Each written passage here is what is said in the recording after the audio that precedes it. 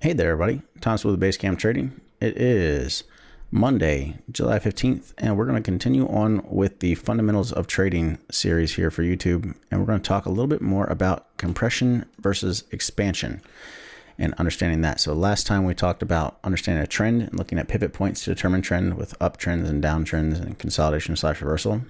Now we're going to talk about compression versus expansion. Now, one thing that causes a lot of traders to lose money is they get chopped up trading in a bad market environment. So they're trading when the market's chopping sideways instead of when the market's running. When do we make money?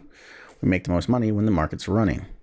Okay, so what do we want to look at in order to see compression versus expansion? Well, once again, we're going to go right back to the price action and we're going to talk about pivot points.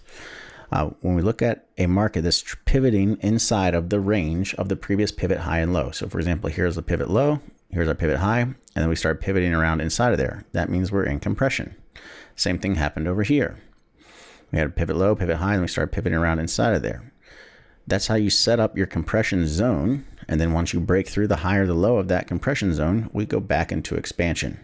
And the expansion is when the market starts to run. So it's really easy to see, looking at this crude oil chart today, we had compression up here and then breakout to the upside. And we went into expansion to the upside. We pulled right back down, went compression sideways over here. And we broke out of this compression, to the downside, went expansion to the downside.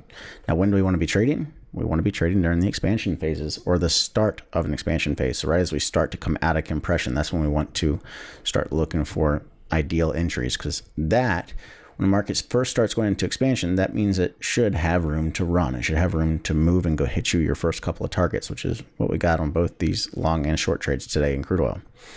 So keep an eye out for that. Compression versus expansion, watch, and it applies on all time frames, whether you're in a daily price chart or a 30-minute price chart or a 2-minute price chart. Okay, and whether you're trading futures, equities, doesn't matter. Watch for compression, watch for expansion, look for your range, your pivot high and low, and then for pivots inside of your previous pivot high and low, that sets up your compression zone. Watch for the breakout to trigger the expansion. So that is it for today, everybody. I hope it helps. I'll see you in the next one. Don't forget to smash that like button. And until next time, happy trading, everybody.